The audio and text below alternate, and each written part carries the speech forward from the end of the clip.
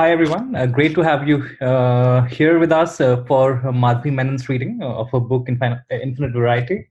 Before I hand it over to Manjri and Madhavi, just a minute about what Belongg is. So there's a lot of prejudice and bias that people face, a range of people face on account of their identity, be it their race, religion, caste, sexuality, etc. And Belongs to be a platform that tries to bring discrimination-free services to people of such identities through a community approach, which brings together allies, people who have actually got assets which can be useful. So things like houses you can rent out or jobs you can hire people into.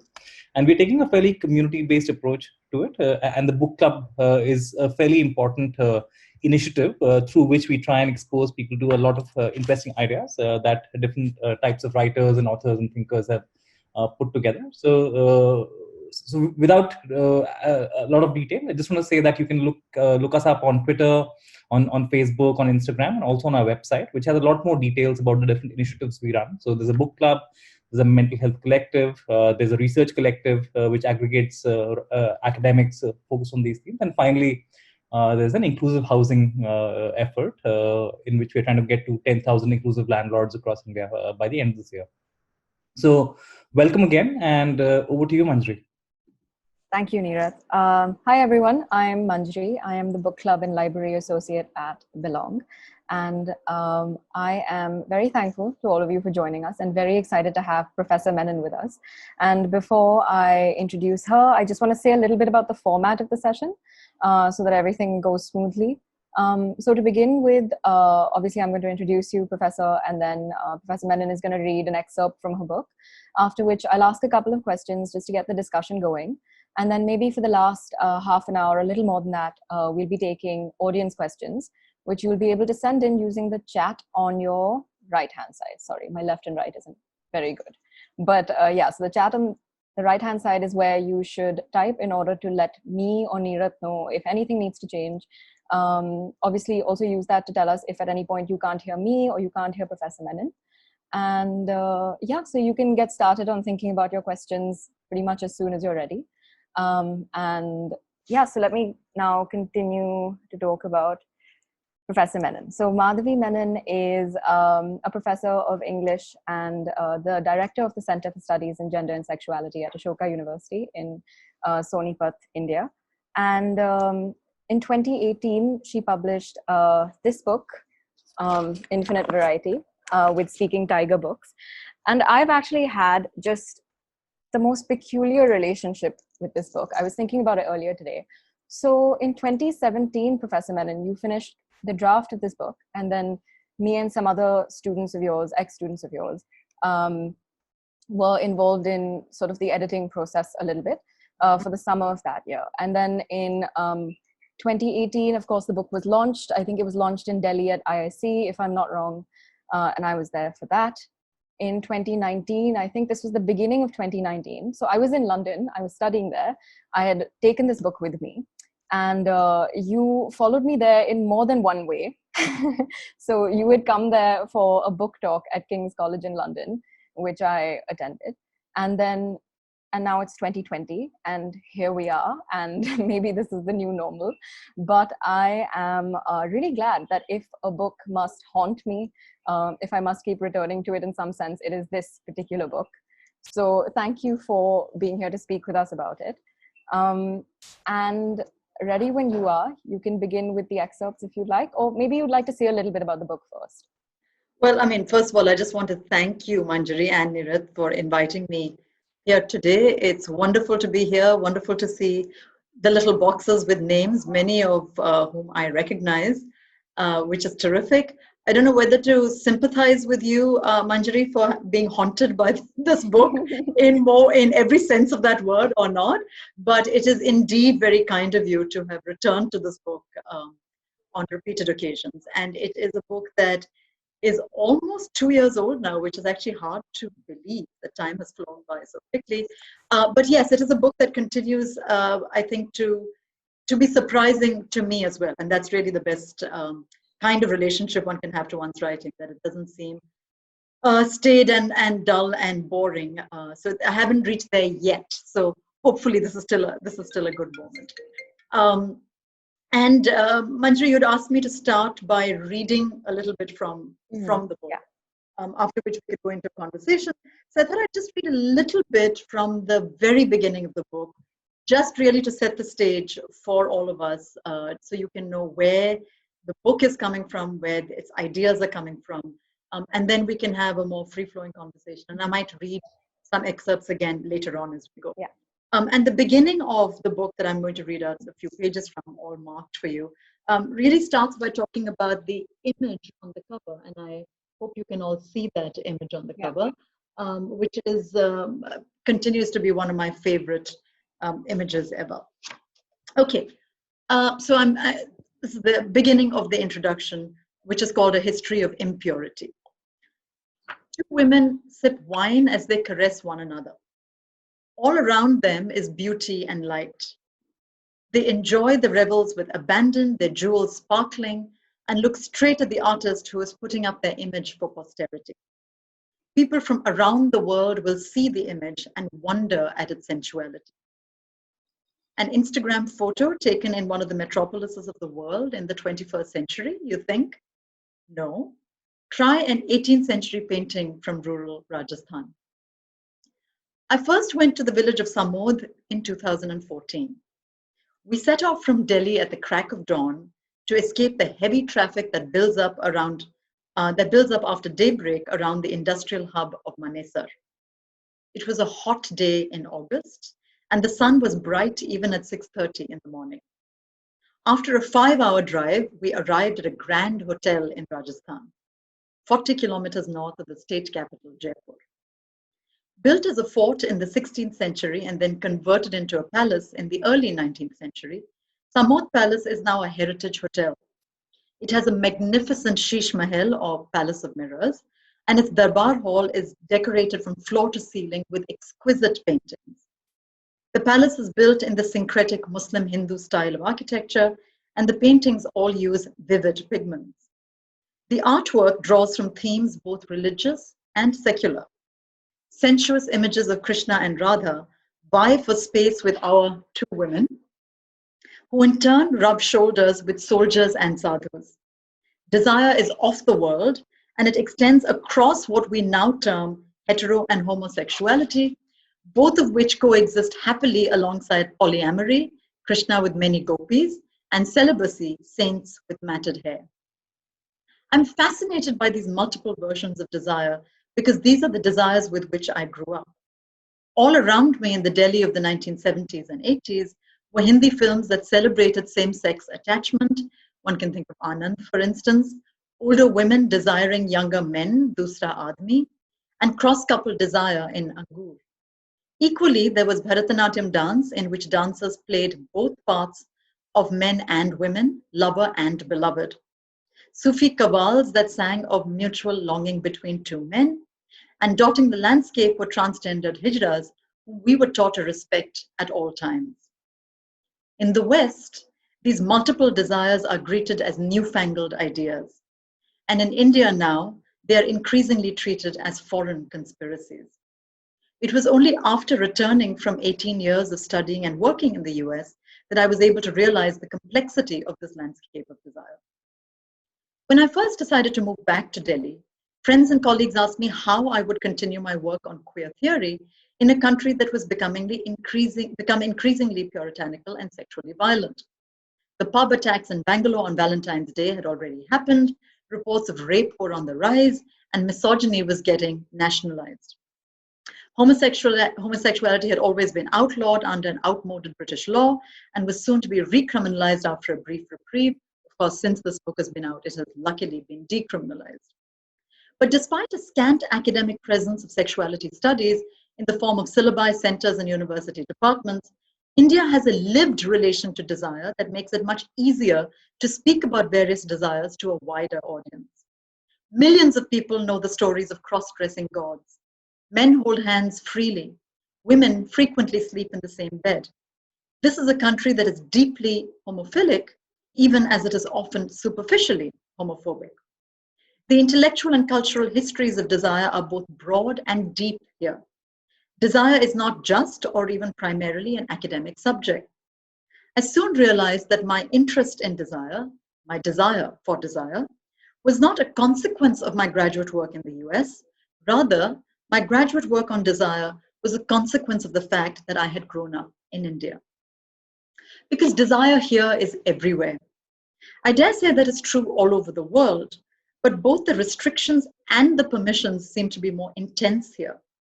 What is considered taboo in the US, heterosexual men sharing the same bed, for instance, passes here without comment. And what elicits no reaction in other places, the length of one's hair, for example, is intensely policed and debated here.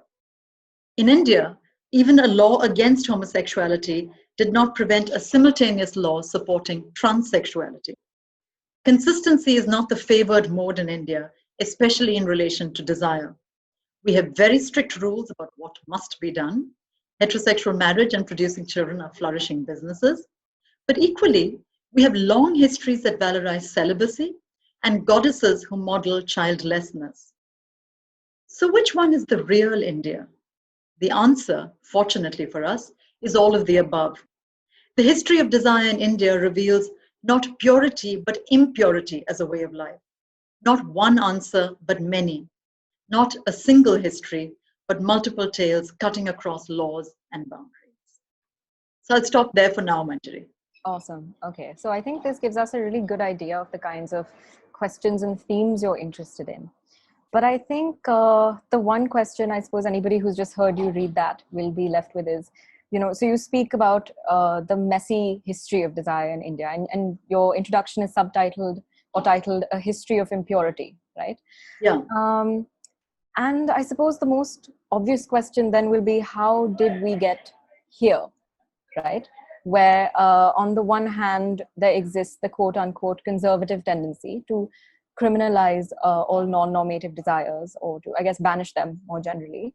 Yeah. And on the other hand, there exists the quote unquote liberal tendency to mobilize identity politics, which, compartmentalizes identities into presumably neat categories. Yeah. And uses that as a means through which to demand rights for the people who have been, criminalized or banished in that way.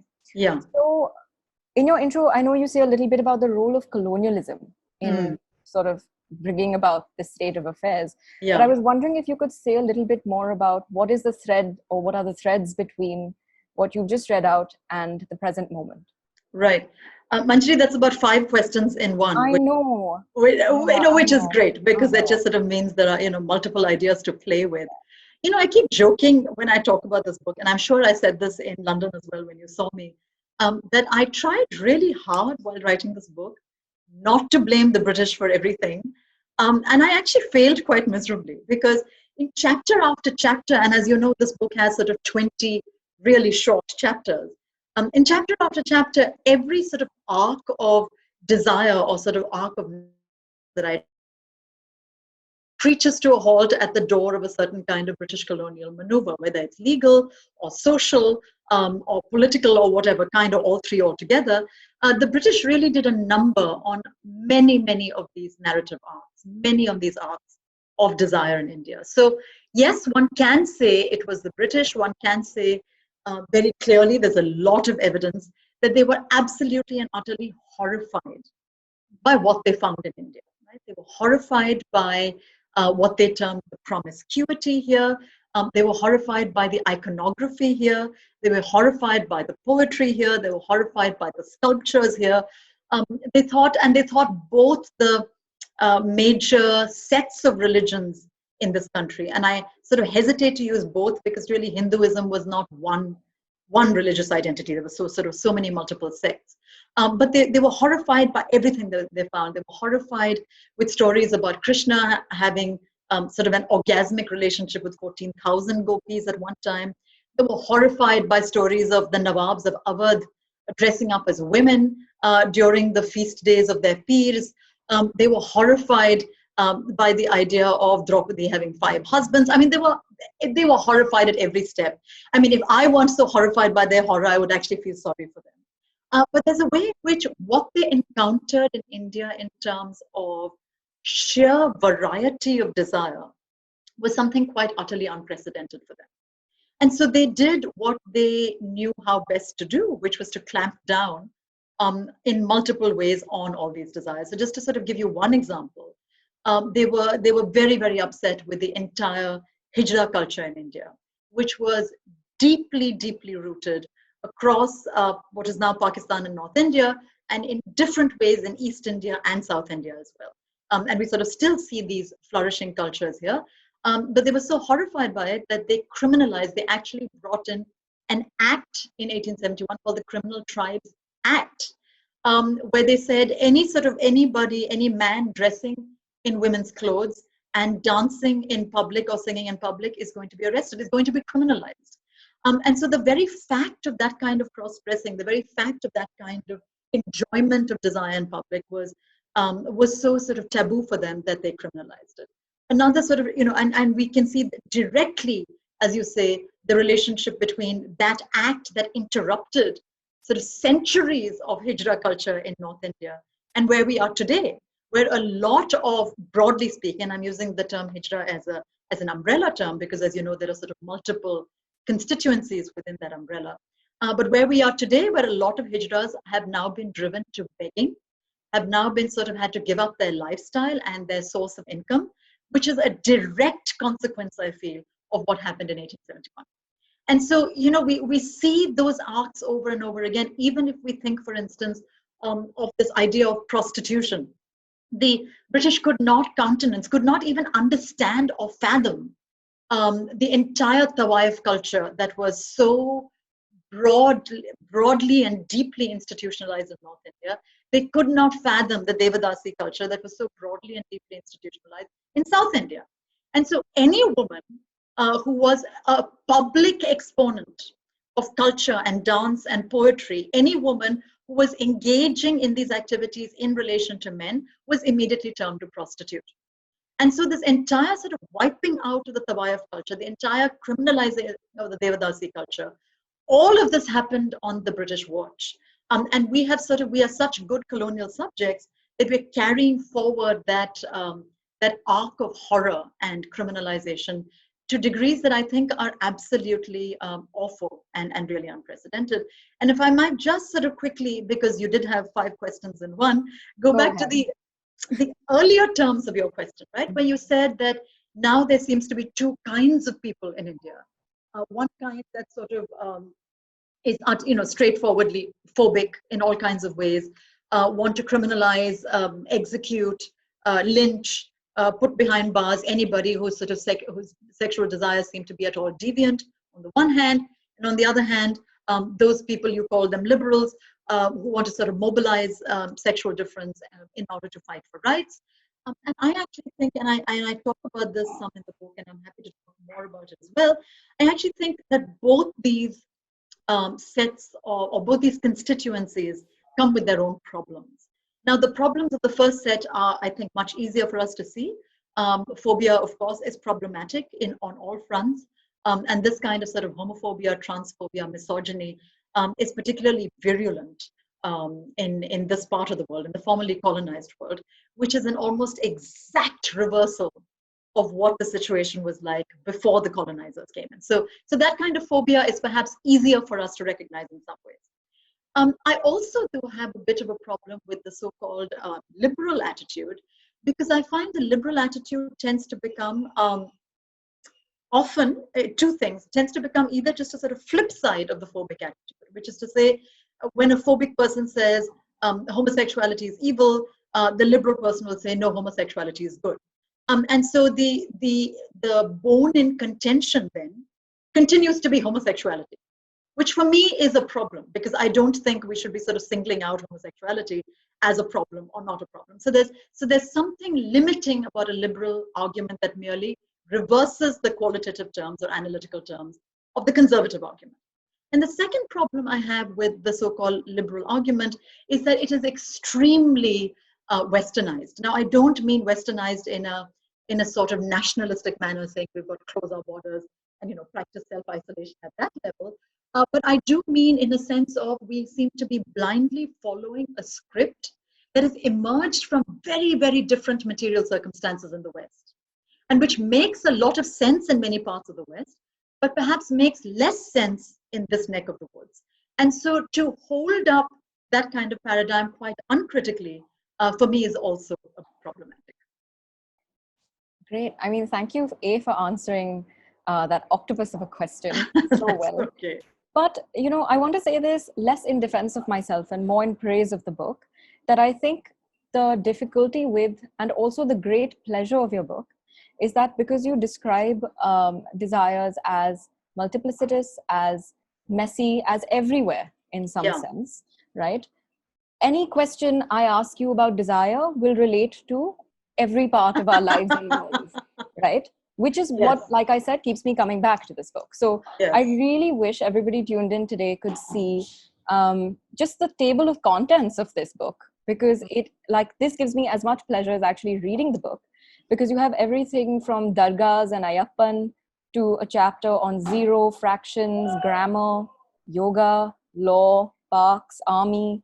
It's just no end, really. Crazy, yeah.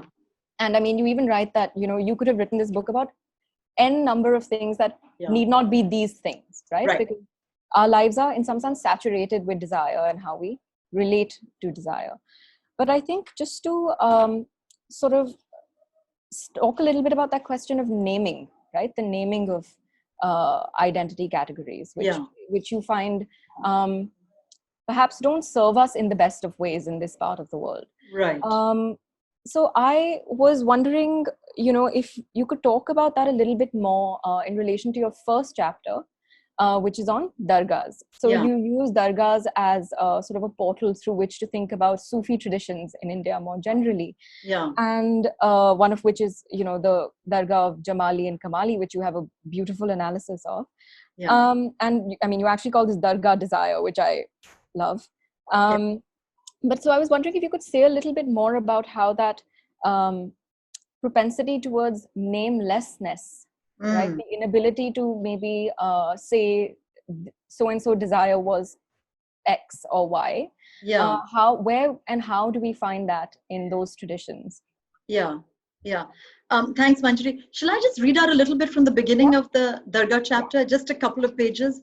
And then I can sort of address your question more specifically.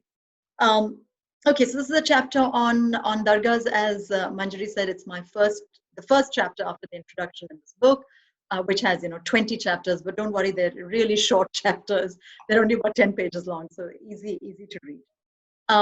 Okay, this is the chapter on dargahs. It is the middle of the monsoon season. For several days, I have put off my trip to the Mehrauli Archaeological Park, but finally decide to brave the puddles and take the plunge. Luckily, it is a breezy morning, and my guide awaits me at a side entrance to the park. Marveling at the fact that despite being Delhi-born and bred, I have never visited this site before, I start taking in the wonders that await us a short distance inside the boundary wall. Old walls and entire structures in various states of dilapidation. There is a new mosque on the left at which I will stop, but not now. This is the site of Lal Kot, one of the oldest versions of what was later to become Delhi. Founded by Anandpal Tomar in the 8th century, Lal Kot grew into a bustling fort city under the Rajput king Prithviraj Chauhan in the 12th century. Under the Delhi Sultanate, which replaced the Chauhan Rajput rule, it became a cosmopolitan space that flourished even after the Khiljis shifted their seat of power to Siri, a new fort city some distance away. Many of the ruins around us in Lal Kot date from the 14th and 15th centuries, but there are hints of even older habitation. There is a sign for Balban's tomb, built in the 13th century, which is widely regarded as the first structure in India to have made use of the true arch. But before we get to Balban's tomb, there is a small gate to the left. We round a corner and turn in through the gate to come upon a wonderful courtyard with a flourishing tree in the middle of it, and a shallow well-like structure to the right, the Wazu Khana, where the faithful cleanse themselves before offering namaz. One can still see the underground aqueducts that drained water into the tank centuries before. This is where dusty, weary travelers from afar and energetic, spiffy pilgrims from closer by would have come together to clean themselves before entering the old mosque that rises majestically in front of us. A solitary watchman is on guard over this mosque. He sits in the shade provided by one of the archers, enjoying the breeze generated by the tree in the courtyard. He wanders over to chat, confirming that he does indeed get lonely in the absence of visitors. The mosque is a brilliant structure designed by a Sufi saint named Sheikh Fazlullah and built around 1528. It boasts of unique architectural features, including the first recorded use in a mosque of the Rajasthani jharoka or latticed window. It is decorated also with the state Star of David, which was commonplace under the Mughals. The structure exudes a sense of serenity and beauty, but it is not at present an active mosque where the faithful can pray. Later, when I pause by the new mosque on my way out, the Maulvi tells me that the old mosque is populated at night by jinns, creatures from a different dimension that have the power to pass into our world. I've heard this urban legend before, but decide to press the Maulvi further. Why, I ask, would jinns come here at night? And how does the Maulvi know that they do? The second question he considers unworthy of his attention, but in response to the first one, he provides a very interesting analysis. According to him, Allah does not like his places of worship to be empty. And since the old mosque is now a protected site, he sends jinns to add some life, as it were, to the place. Like people in this world, he adds, jinns too come in all shapes and sizes. Some are drunkards, others gamblers, but there are also the good-hearted ones, and they all together make up the ranks of worshippers in the mosque. Given how atmospheric the mosque is, tranquil, beautiful, caressed by the branches of an ancient tree, it is easy to believe the stories of hauntings by jinns without difficulty. There is another gate leading away from the mosque to the right. After ascertaining that we would like to go through the second gate, the security guard unlocks it, leading into a different courtyard with wide open spaces and a flat-roofed structure towards the back left-hand corner. The site is both bucolic, washed clothes flutter lazily on the breezes on lines just outside the courtyard, and majestic, the sculpted archways through which I look out at the lazy linen are stunning. But even the guard with the keys is powerless to let us into the structure around which the courtyard is built. Apparently, the key to this particular building resides in the offices of the Archaeological Survey of India. It would take time, a trip to the ASI offices, and a special petition before the doors can be opened to us. This building, the Dargah of Jamali Kamali, has been described as a jewel box. And naturally, like any jewel box containing precious gems, it must lie under lock and key. One can peep into the small tomb through the latticed windows that adorn 3 walls of the structure, squinting through the star-shaped holes, hoping to find the light at an illuminating angle, hopping from one position to the next. I finally see.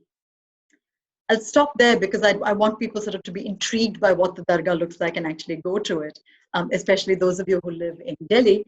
But I will say that once you do see through those lattice windows, I still have never been inside it, the Dargah Jamali Kamali is just absolutely stunning. It's been restored by the Aga Khan Foundation inside, and so the colors are vivid, and it's absolutely fascinating.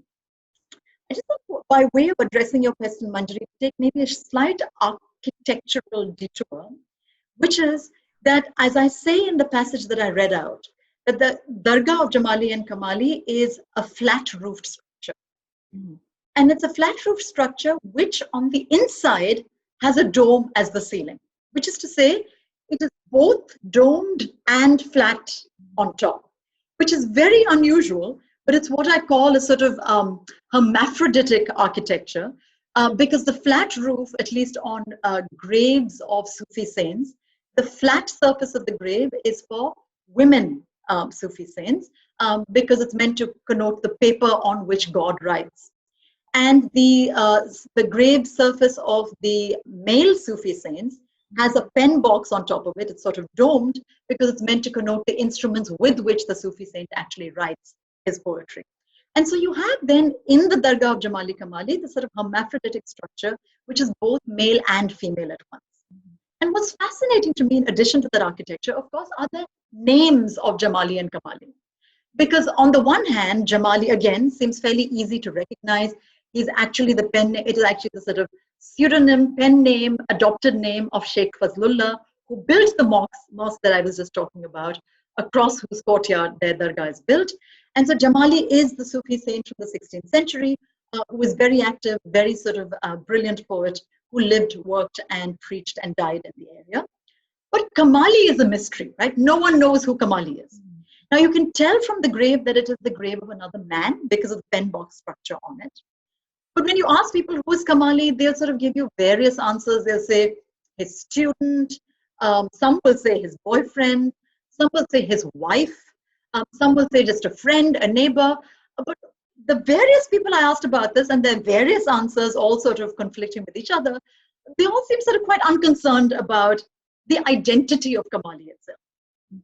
And what was interesting to me is that people, certainly in the 16th century, and luckily at least the people that I spoke to continuing till today, seemed unfazed by the fact that these two men are buried together in a symbol that is meant to connote everlasting togetherness, right? Life after life after life.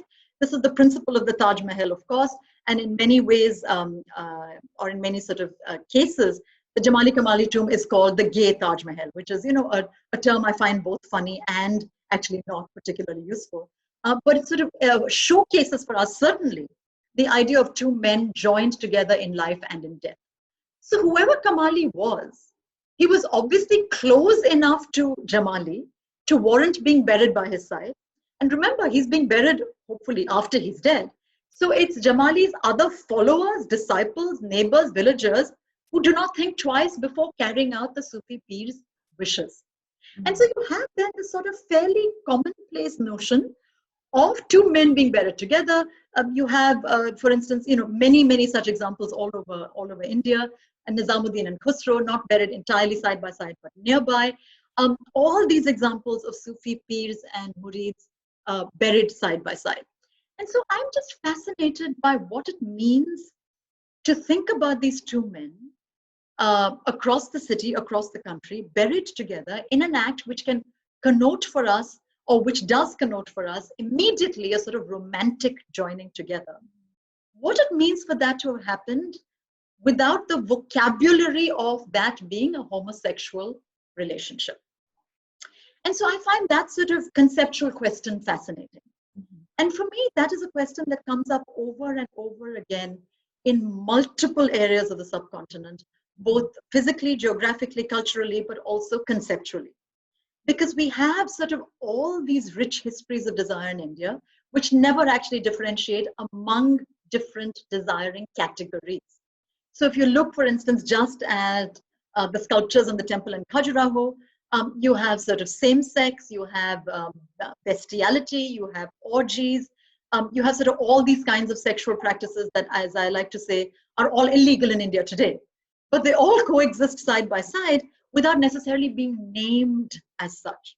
And so I've always been interested in the question of what we gain by naming something and what we lose by gaining something. And clearly, if we're asking that question in 2020, a certain section of people will say, what we gain by having a name, what we gain by calling people homosexual or bisexual or transsexual, what we gain by that name is to say, in fact, we can ask for rights for specific categories, we can ask for certain protections for certain categories, and I think those are very important reasons to think about having names.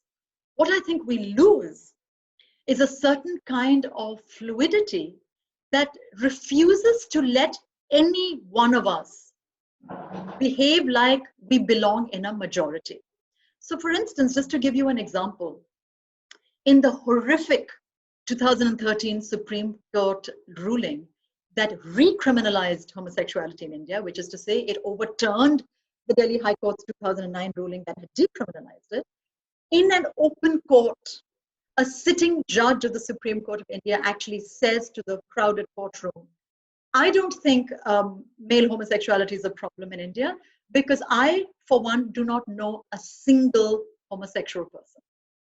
And he says this in open court, and not a single person can, of course, refute him, because then that would be seen as contempt of court.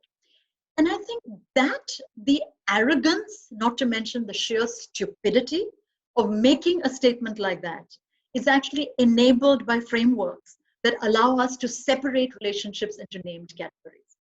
Because, of course, one of the most fascinating things about Section 377 was that it does not name identities. All it says is that it criminalizes carnal intercourse against the law of nature.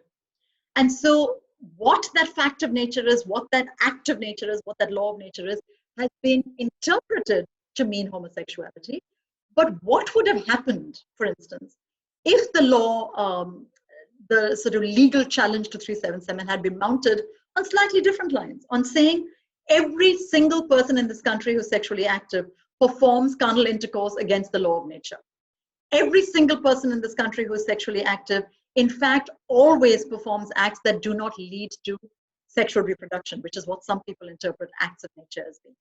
And so if we had drawn that boundary so wide and so large that it included every one of us, then the judge would have absolutely no ground to stand on and say, well, I don't know any gay man, and therefore it doesn't affect me or doesn't affect most people in this country.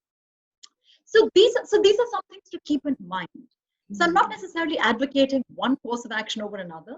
I am advocating that we take seriously precisely because we are heirs to the sort of multiple centuries of different kinds of histories. Because we have that in our arsenal, we should be able to ask different kinds of questions as well. Thank you for that answer. And I think, and like you said, the theme of naming and not naming is something we're going to keep coming back to with most of the chapters that we discuss. I wanted to move on to discussing what you describe as the mathematics of desire. And this is, one of my favorite chapters in the book. So the mathematics of desire, the way you describe it, and of course, this is a crude paraphrasing, is the idea that, one person meets another person, and together they are two, that is actually one, right? That they are this kind of singular unit. That's the whole notion of finding your other half in some sense. And yet here your second chapter, which is not actually your second chapter, it is chapter 1.5. Yeah. So chapter 1.5 is called Fractions, right? In which you talk about precisely what we've been talking about so far, which is the messiness of desire, or the impurity of desire, with reference to Hindi cinema, which I found really interesting. Yeah. Because oh my God, I don't even know where to begin with my experience of Hindi cinema. Because when I was growing up, I think this was the period between 2004 and 2006. And that's sort of when we moved from sort of just showing flowers jiggling in the back when, two people kiss on screen to actually depicting kisses, for example, right? So 2004 was when Murder came out. 2005 was when Neil and Nikki came out. 2006 was when Dhoom 2 came out. And I saw all of this and I was like, we have arrived. We're finally there. And, this is exactly what we should be doing, blah, blah, blah. Except then, of course, I read your book and I realized just, I guess, how ignorant I had been about the history of desire in Hindi cinema, right? And Hindi cinema depicts much of what we have been talking about and has been doing so for a very long time. So I was wondering if you could maybe tell us a little bit more about Fractions in relation to Bollywood. Yeah.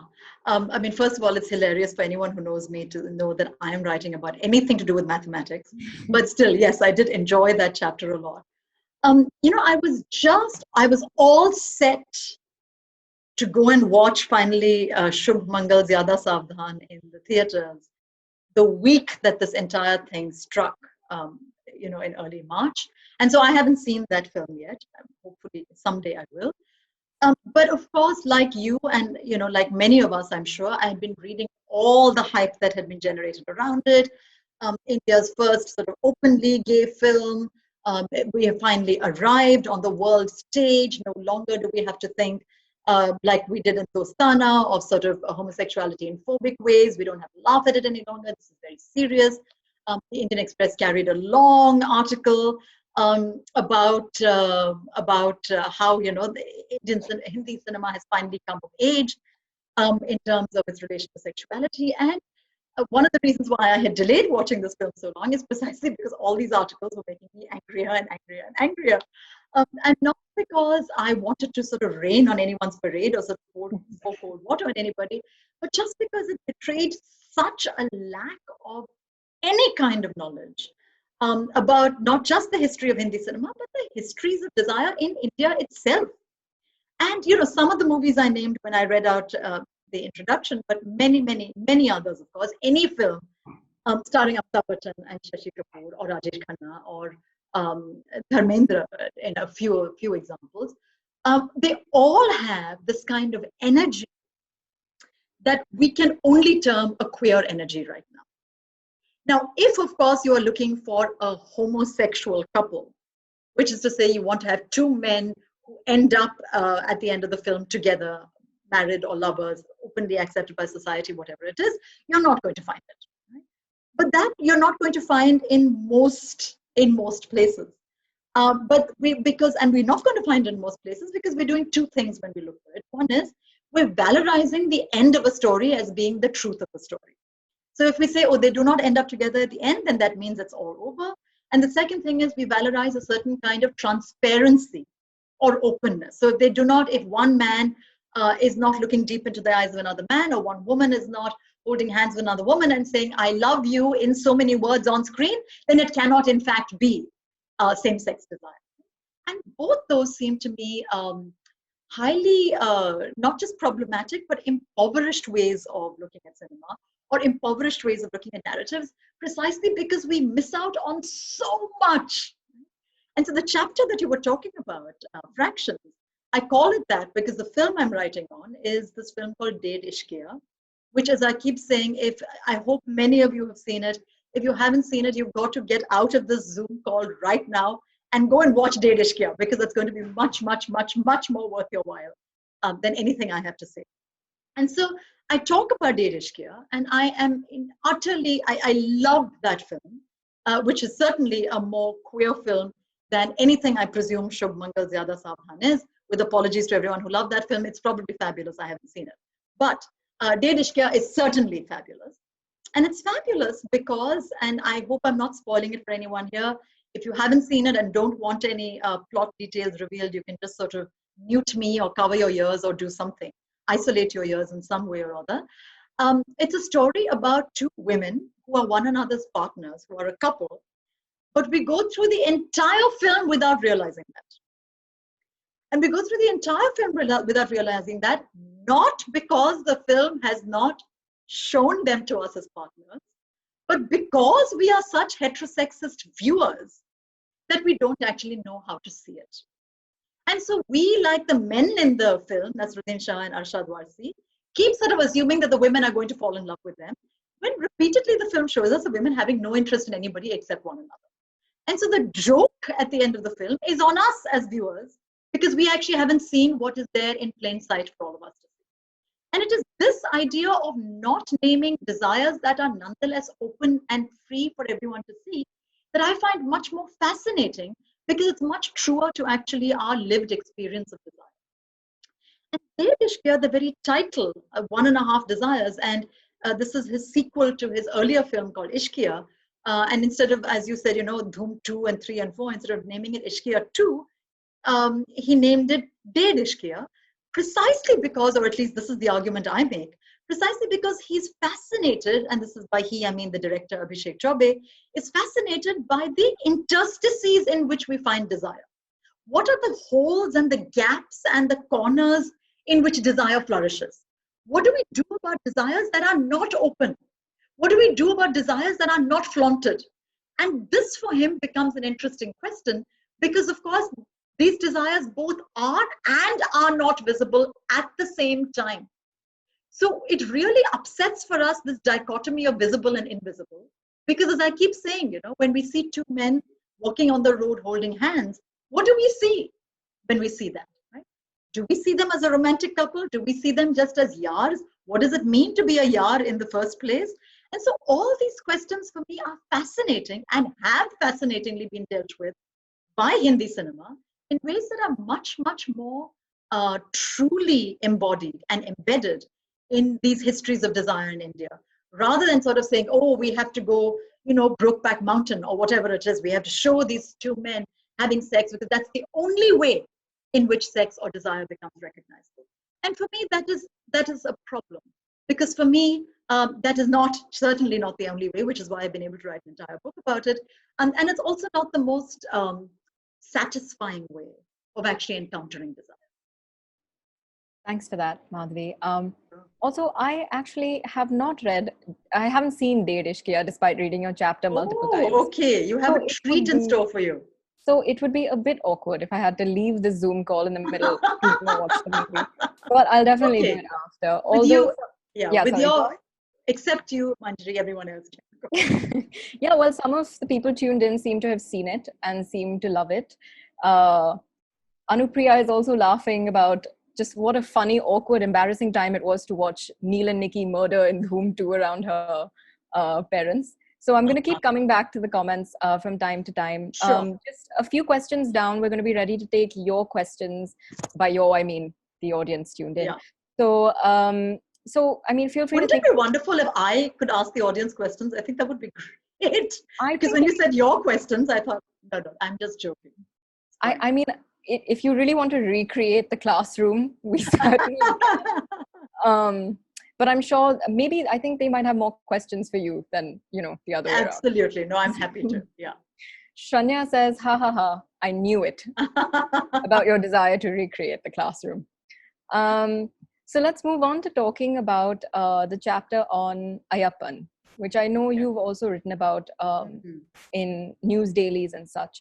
And Ayyappan is, of course, the god at Shabarimala. And there was this whole sort of controversy and case around women's entry into Shabarimala. But in the book, you write that you have a personal relationship with Shabarimala in terms of your own history. But you also look at the history of Ayyappan, the god, to make an argument for why the rule that some menstruating women should somehow not enter is just a stupid argument, right? Yeah.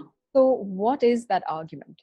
Well, Manjari, like any sort of smart intellectual, you know exactly how to sort of bring out ways to get the interlocutor in trouble. So if anything happens because of this question, then it's entirely at your door. I sort of like to joke that I'm one of the women who has been into Shabarimala while I was bleeding.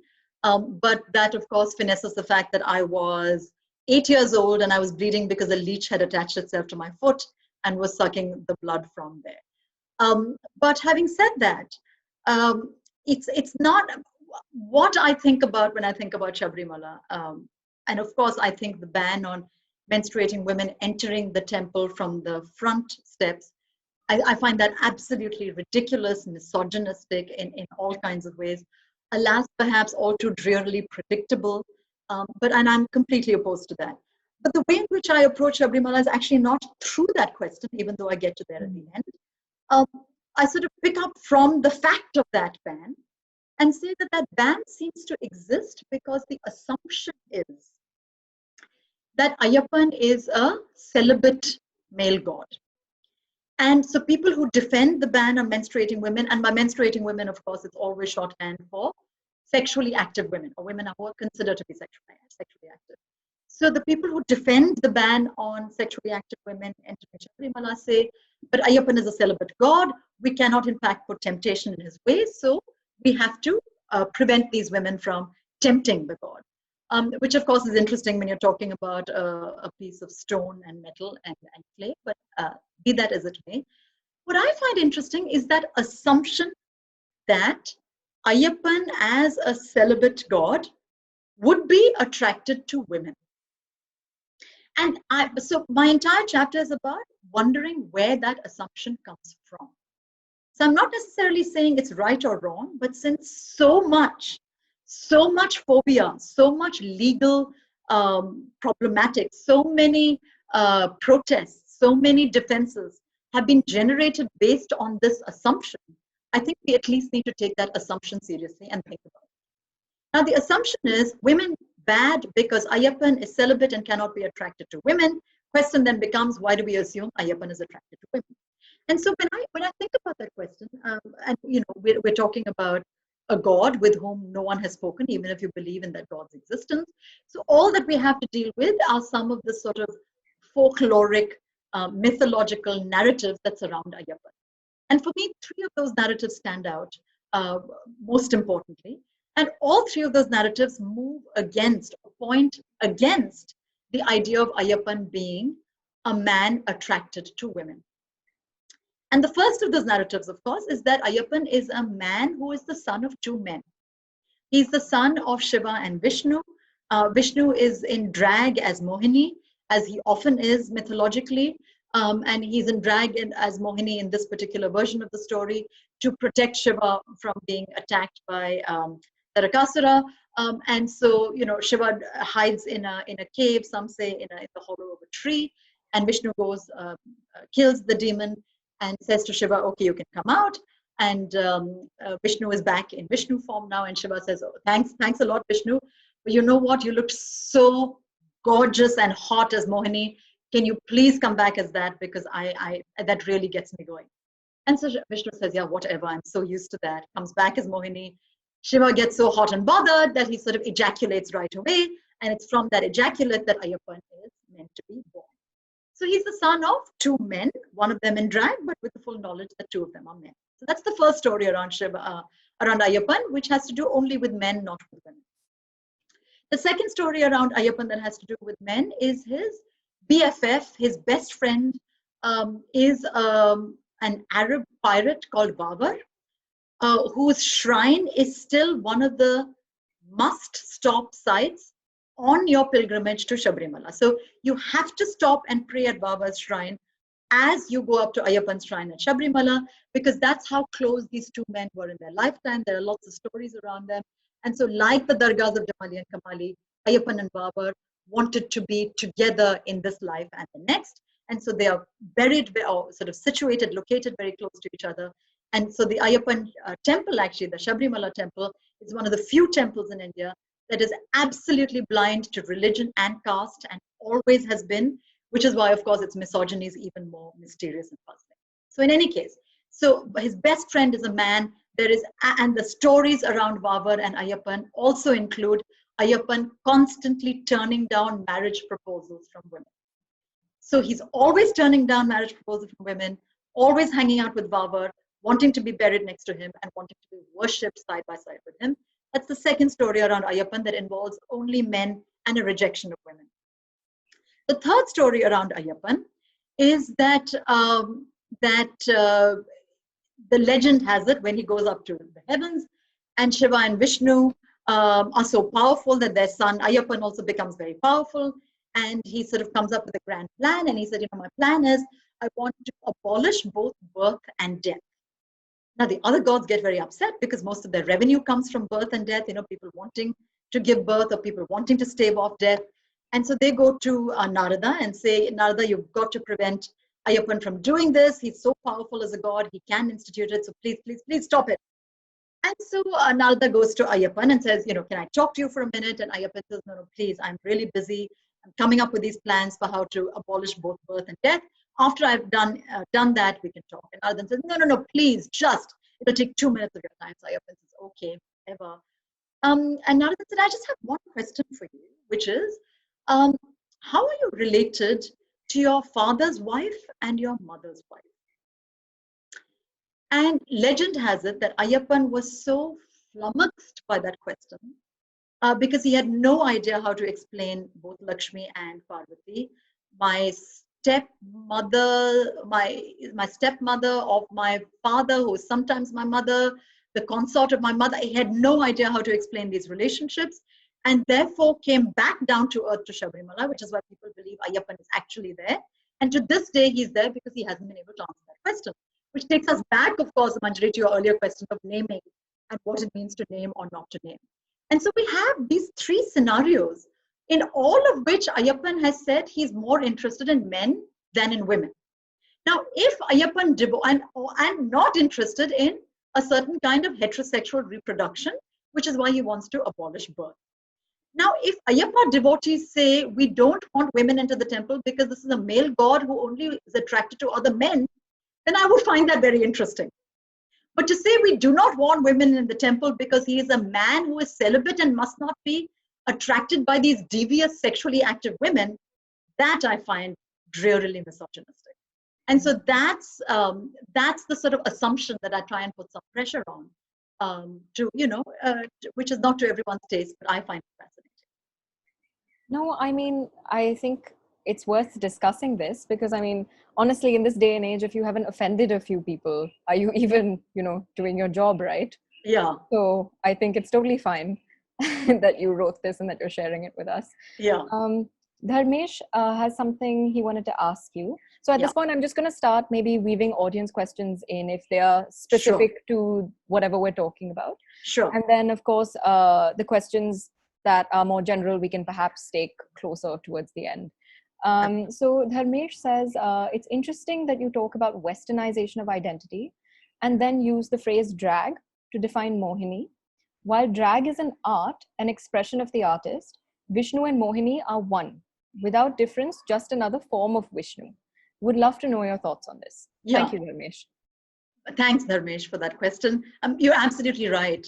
I use drag as slang in as much as, BFF to describe Ayyappan and Bavar, since they certainly didn't call one another or each other their BFFs. I meant drag in the sense of a man who can also be a woman. And now we sort of talk about that as drag because we think about it as, in some ways, and there are sort of multiple theorizations of this, as you know, but in some cases we look at it, we call it drag because we think of it as a separate version of that same person. Whereas, as you rightly point out, Mohini is Vishnu and Vishnu is Mohini. So it's not really a separated version at all. And this idea of, in fact, men changing into women is so widespread across cultural, religious, geographical, poetic texts in India that it really, and without having a name for it, that it really is quite startling. And drag is absolutely, I think, a way of sort of ghettoizing an activity that should come much, much more easily and naturally to more of us. Mm-hmm. Also, Surya says, Surya here, since Prof always prefers that you start your comments with your name, Netflix idea, RuPaul's Drag Race, but Hindu epic avatars only. So that's his comment. It's not a question, but thank you for that, Surya. And of course, you guys should feel free to start sending in your questions. I can obviously talk Professor Menon's ear off, but we want to hear from you all as well. And Professor Menon, you should feel free to read from chapters whenever you feel like that helps illustrate, something you want to talk about. So totally. Sure. I mean, I can wait for other questions, but one thing that this question about drag reminded me of, I have a chapter, as you know, Manjari, on psychoanalysis, and on the sort of Oedipus complex. And maybe I'll just sort of read a couple of pages from that because it directly addresses this idea of men becoming women and what happens with that and where that idea comes from. And then maybe we can move on. This will just take a couple. So the chapter on psychoanalysis. One day, almost 100 years ago, a significant disagreement arose between the founder of the Indian Psychoanalytical Society, Girinder Shekhar Bose, and the founder of psychoanalysis in the West, Sigmund Freud. In a letter dated 11th April 1929, G. Bose wrote to S. Freud to point out what he thought was the difference between the castration threat posed by the Oedipus complex in the West and in India. And this is Bose, I'm quoting. I do not deny the importance of the castration threat in European cases. My argument is that the threat owes its efficiency to its connection with the wish to be female. The real struggle lies between the desire to be a male and its opposite, the desire to be a female. I have already referred to the fact that the castration threat is very common in Indian society, but my Indian patients do not exhibit castration symptoms to such a marked degree as my European ones. The desire to be a female is more easily unearthed in Indian male patients than in European, unquote. The Oedipus complex, often considered the cornerstone of Freudian psychoanalysis, describes a scenario in which the little boy is threatened with serious consequences if he does not forego sexual interest in his mother. If he disobeys, if he continues to express a sexual interest in his mother, then his punishment is castration. For Freud, the successful negotiation of the Oedipus complex, i.e., giving up sexual interest in the mother, is the pathway to masculine heterosexuality. The child has been warned that if he does not give up the mother, then he will become a woman like the mother. Male heterosexuality will henceforth consider castration as the biggest threat to its masculinity, and accordingly, it will guard its masculinity by attacking femininity with the violence that had once been psychically wielded against it. The move to becoming a man has to take a decisive turn away from the woman. In Freudian psychoanalysis, this complex psychic negotiation takes place in boys between the ages of 3 and 5. According to Bose, Indian men do not fear becoming women, so the threat of the Oedipus complex is not as strong. They do not display the same fear of castration as their Western counterparts. Bose insists that Indian men have a deep psychic memory, reinforced by religion and mythology, of the easy interchangeability of male and female bodies. What's more, these stories about men who become women are often accompanied by narratives of greater rather than diminished sexual prowess. The reduced presence of castration anxiety in Indian men, then, is because there is something attractive rather than threatening for a man about the possibility of becoming a woman. Freud was clearly curious about Bose's local flavoring of the Oedipus complex, especially because for him, too, the Oedipus complex is characterized by a boy's attraction towards the possibility of being a woman. It is the sheer attractiveness of being the same as one's mother that needs to be overcome. The trauma of moving away from the desire to be a woman is great precisely because the attraction too has been great.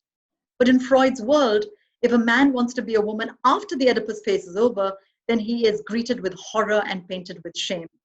This is why male homosexuality, in its turn away from Oedipal masculinity, has had such a long and troubled reception in the Judeo-Christian world. Freud was curious, but couldn't afford to be too curious about Bose's theory, because that would affect the universality he had claimed for his idea of male heterosexual development. Nonetheless, with or without Freud's imprimatur, Bose's ideas about the attractiveness of castration to the grown and not necessarily a homosexual Indian man is a radical chapter in the history of desire anyway. And then I go on sort of to outline what all these multiple histories are, including Sufi poetry, Bhakti poetry, all that, in which, of course, men are constantly narrating themselves as women. Thanks for reading that out. And so before I sort of start taking people's questions, there was a comment that I missed up top. So I'm really trying to be very good about catching everybody's comments. Okay. Meenakshi had said, and this was the first comment we got, so I do want to bring it up. She had said, I've had the opportunity to read this book, and I can only say it changed my perspective on the infinite variety that exists in desire and how omnipresent it is in all aspects of life in India. Oh, good. Thank you, Meenakshi. Thank you for that. And so Aarti has a question. She says, what was the hardest chapter to write and why? Oh God, this is another minefield, but that's because the chapter was a minefield.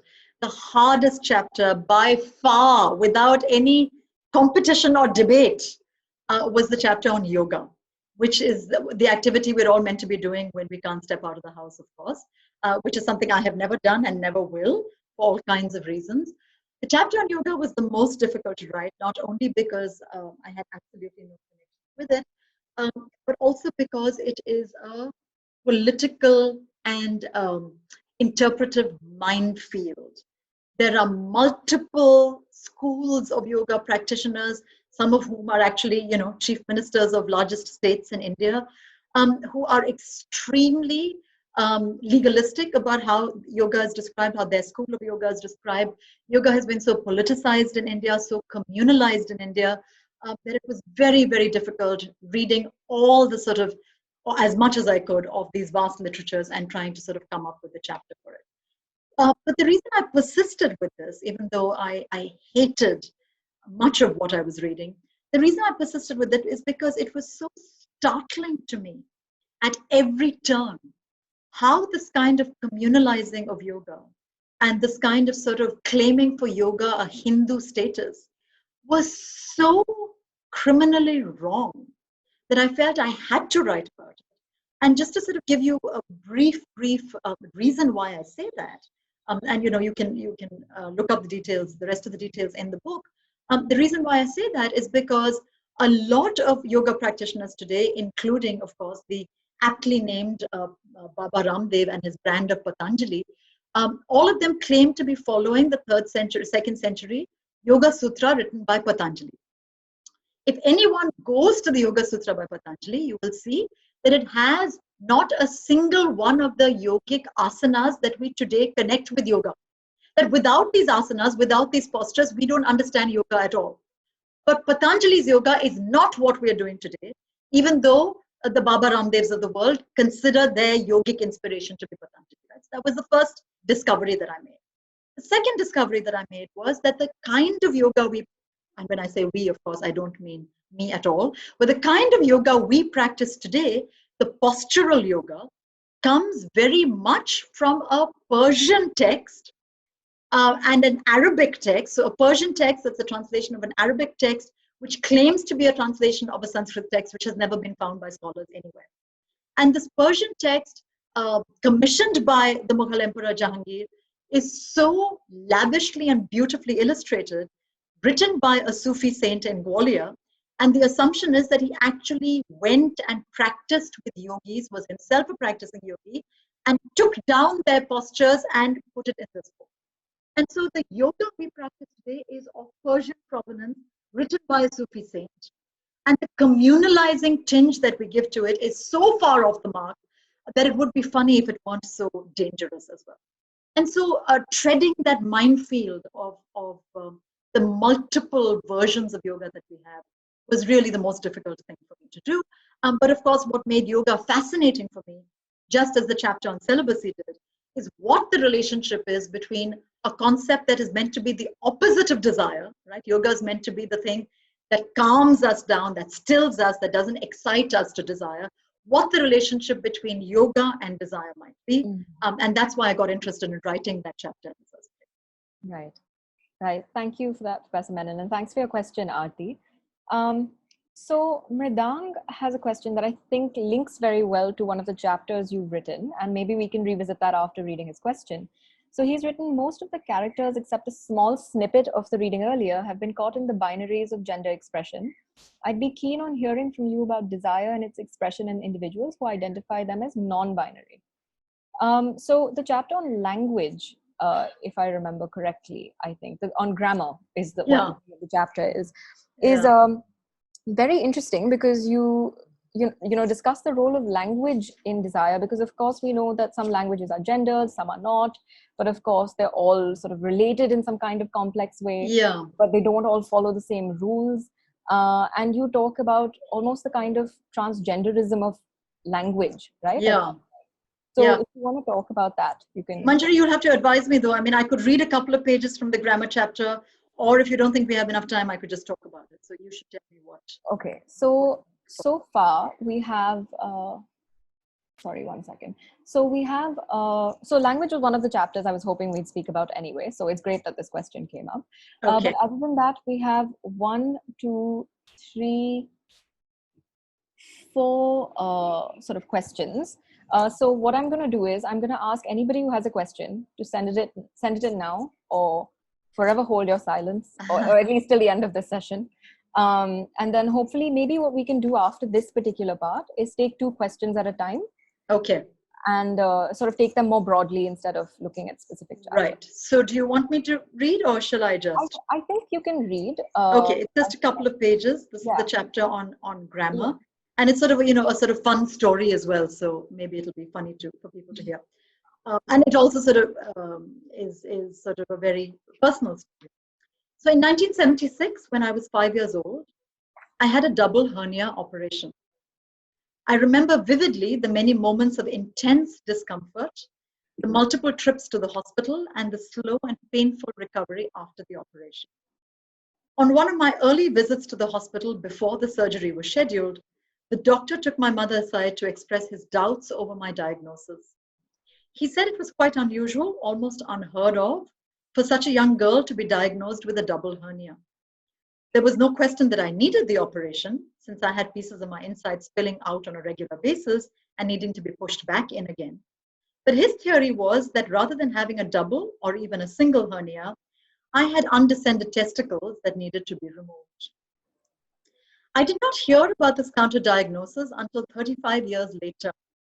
My mother had been unnerved by the conversation with the doctor in 1976, and she was even more traumatized when a well-meaning nurse told her to make sure that word of my condition did not get around for fear that I would be kidnapped by hijras before the operation had taken place and made one of their own. There are only two areas in which gender plays a defining role in our lives. The first is in determining the identity of living beings, both human and animal. And the second is in defining the rules of grammar. Indeed, Sanskrit grammar texts like Panini's Ashtadhyaya and Patanjali's Mahadhyaya in the Brahmanical tradition, and Buddhist and Jain texts written in Pali all assume that animate and inanimate people, objects, and concepts have gender. These grammar books make clear that the way in which we think of gender in language affects the way in which we think of gender in persons. The same term, napunsaka, is used in these texts to describe the state of being neuter in person, as well as the state of being neuter in grammar. From at least the 3rd century BCE onwards, the mark connecting biological and grammatical gender in Sanskrit and Pali traditions has been that of the linga, Shiva's palace. Those of us who have suffered through classes in Sanskrit will know that the linga is the category into which different words are placed. Strilinga for feminine words, Pullinga for masculine words, and Napunsaka linga for neuter words. If you put the wrong word in the wrong gendered category, then your sentence construction is simply wrong. The linga separates man and woman and neuter in person, just as ruthlessly as it separates the masculine, feminine, and neuter case in grammar. The dilemma with which my mother grappled in 1976 was both a grammatical and an existential one. She was faced with the possibility of my sliding from the feminine to the neuter case in both body and language. My seemingly female body, she was told, might not belong in the grammatical category of the feminine. And again, I sort of go on to tease out these sort of grammatical categories a lot. Just two quick things I'll say very, very quickly. One is that these texts that I'm talking about, and we must remember that almost all modern Indian languages, especially Hindi and Urdu, are extremely aggressively gendered. They're very gendered languages. South Indian languages, Malayalam, for instance, Tamil, East Indian languages, Bengali, less gendered, which is why, of course, we always make fun of South Indians because we get our gender wrong in Hindi and Urdu, right? We never know which noun is gendered in what way.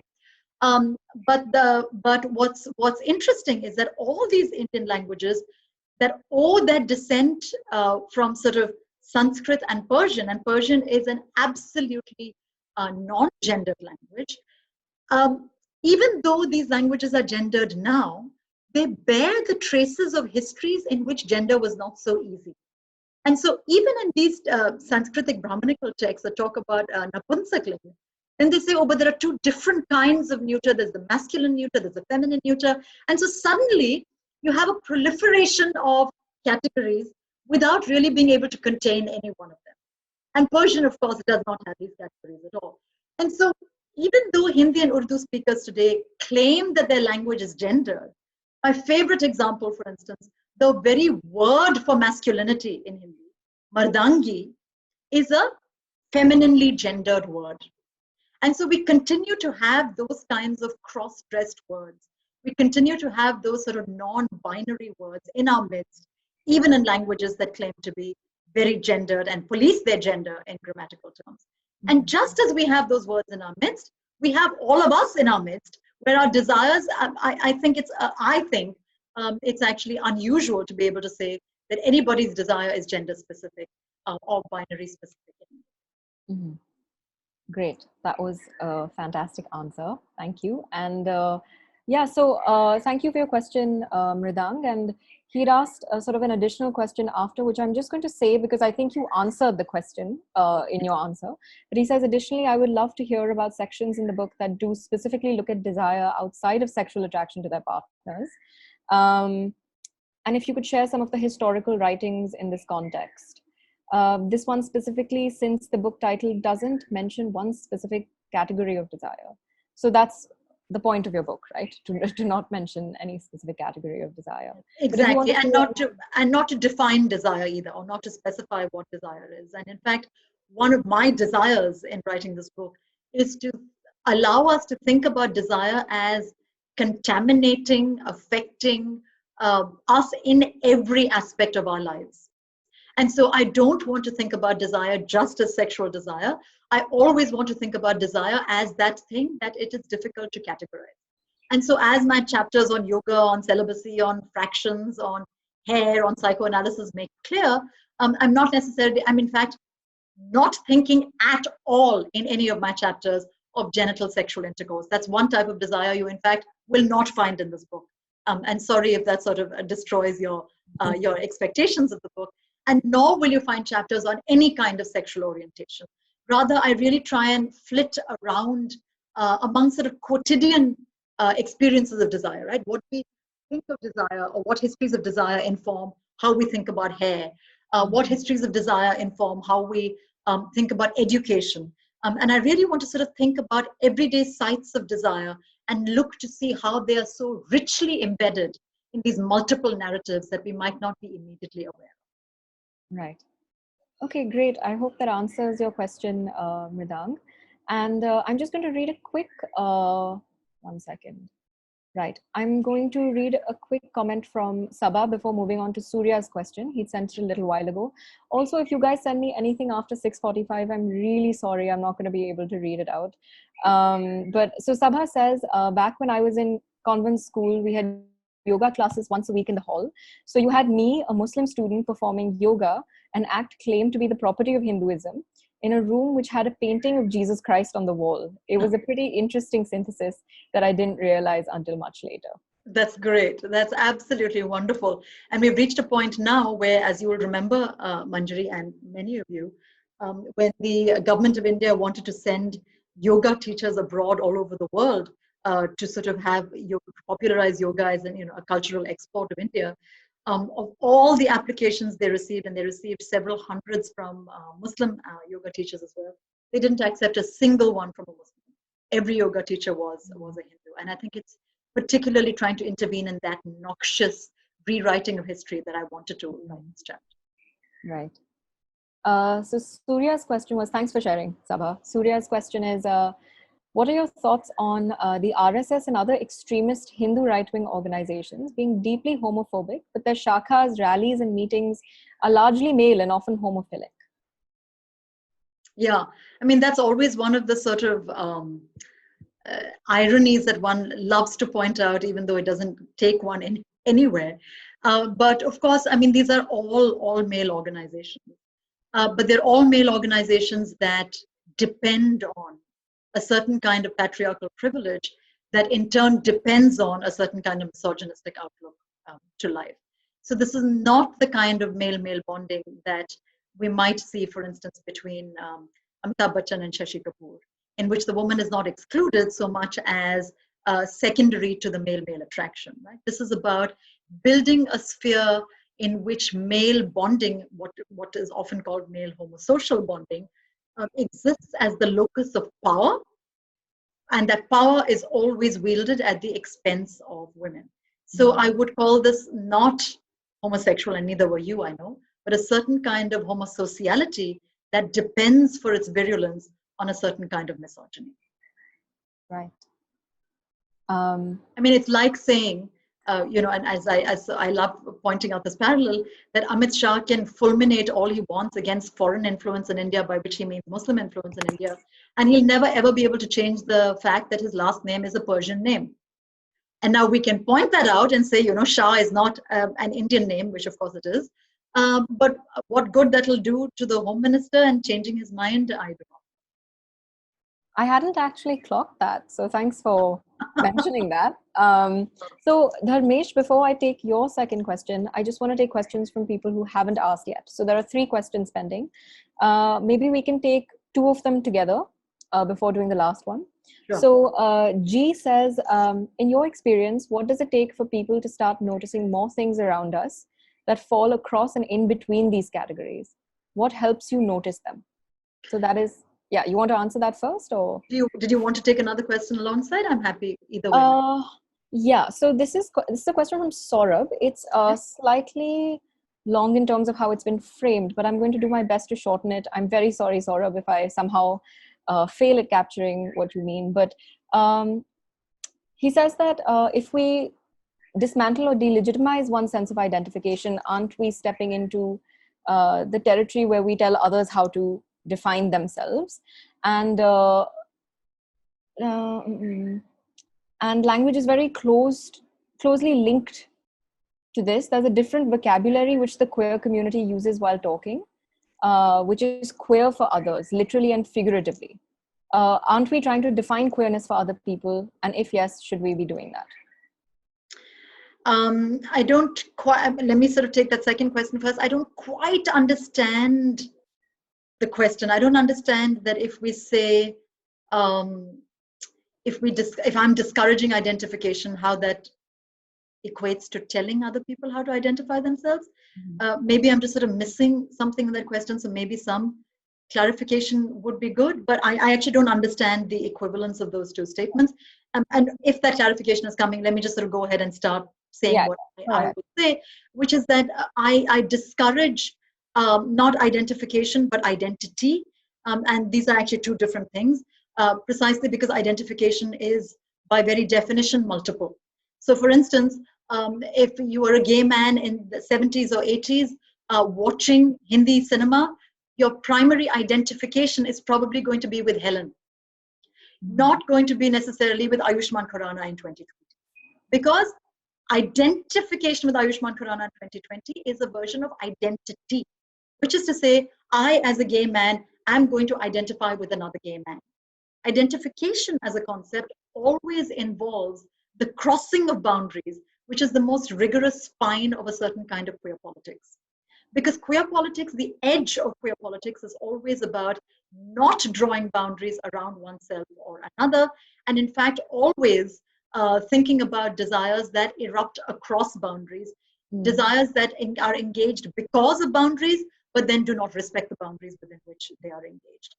And so that is my reason for sort of discouraging identity, but not in the least wanting to tell people how to live their lives. I want to encourage people, not just in a queer manner, to build upon identifications rather than identities, but also in a Marxist way to build solidarities, to sort of always build across rather than within. And I completely understand, as I said, the desire to sort of find a community. But I also think that that community should stay true to its indefinite article of a rather than the, and allow a community to always be mobile, have more and more and more members in it, because that's really the way in which to do maximum justice to the plethora of desires to which we're all in. Yeah, I think you did answer the question, and okay. And I think this was a useful clarification. But that first question, and maybe I think I answered that first question too. Was it about how do we see the desires that are in corners and that are not easily seen? And I think that was the question. And it's a very short answer. We don't always see them, and we don't often see them, and that's why a film like De Ishqiya can actually thrive, because it depends on our not seeing them. Right? And so there's something about shadows, about existing in the shadows, about flying under the radar, that I actually find not just very desirable, but very politically efficacious, right? Because we all like to think of visibility as being the primary condition for citizenship in 2020. But as one of my favorite theorists, and also one of the strongest theorists about sexuality, Michel Foucault, has said very famously and very clearly, and he says visibility is a trap. And it's a trap because you're visible primarily to the state that seeks to sanction your behaviors, that seeks to sanction your desires, that seeks to own them. And so, yes, visibility brings certain advantages, but also, to go back to what I was saying earlier, it has certain disadvantages as well, and we need to be aware of both of those. Great. And Saurabh says you have answered his question, and that he thanks you for your answer. Great, thank you. The last question, and I really hope I haven't missed anyone. Oh God, I'm going to struggle with this because some bit of this is written in Urdu. So this person, so Dharmesh, who had asked a question earlier as well, Yeah. has quoted Wali Dakhani, I don't know if I'm saying that right, who's considered the first Urdu shair of ghazal. Yeah. And I think, so it goes, Aaj teri bhuvan ne masjid mein hosh khoya hai har namazi ka. So today your eyebrows in mosque have made every worshipper lose his mind, Yeah. right? And what Dharmesh says is, Nigat Gandhi cites this to talk about the juxtaposition of the sacred and the profane in her article, Queerness in Urdu Poetry. So do you have any thoughts on this? How do you see that is, I guess, the question. So it's an open-ended question. I absolutely. I mean, I talk a lot in the chapter on dargahs and in other chapters on the long, rich, centuries-old tradition of Sufi poetry in India, in the Indian subcontinent. And the beauty of Sufi poetry, of course, is that it is at one and the same time addressing a human beloved and addressing God. And you can never tell when the address to the human ends and the address to God begins, much like that sort of interchangeability of male and female that we were talking about earlier. The interchangeability of human and divine takes place all the time. It's always existing on two levels without the poet or the reader ever separating the two. And so if you read Khusro's poetry, for instance, for Nizamuddin, where he says, you know, with one glance of your eye, you have ravished me. If you read Bulle Shah in relation to Shah Inayat, where he says, you have made me wear green bangles and dance for you. All these sort of versions of Sufi poetry, Bhakti poetry as well, all these are always about bringing together what we now see separated by borders, whether those are borders of gender, those are borders of desire, those are borders of religion, those are borders of experience. All these melt together in almost a sort of psychedelic mix in which you go into a rapture precisely because you are becoming one both with your lover and with God at the same time. Right. That's great. And so I think that's all we have time for. I'm just going to, sorry, Madhavi, you have something to say? No, I was saying I'm sorry we're out of time, but... Yeah, no, this was a fantastic conversation. I just want to end with a quote that, one of the many quotes you begin your book with, which is by Mir Taki Mir. And I know you love this particular quote. So Mir Taki Mir writes, if not him, there is his brother. Mir, are there any restrictions in love? And I feel like that is a very good description of your book. So Great. Thank you so much for this. Thank you all Thanks, for Manjari. Yeah, thank you everyone who stuck with us till the very end. And I just want to say, if you have any sort of feedback you would like to share with Belongg on this session or any of our other sessions, you can write to me at manjari@belongg.net or contact@belongg.net. Also, we have another session tomorrow in case that interests you. I think it's from 11:30 to 12:30. Nazia Erum, who's the author of Mothering a Muslim, is going to be with us. So if you'd like to join that, you're most welcome to. And the password and Zoom ID is on our social media. Neerath, do you have anything to add? No, thanks, Madhuri. Madhuri, real privilege to have attended this. Thanks so much for taking time. This was fascinating. Thank you. Thank you, Neerath. Thank you, Manjari. Thanks to all of you. It was an absolute pleasure. Great. And this has been a great way to start the long weekend. So with that, see you all. Thank you. Can we tell the difference between weekends and weekdays any longer? I don't know. Not really. But anyway, thank you.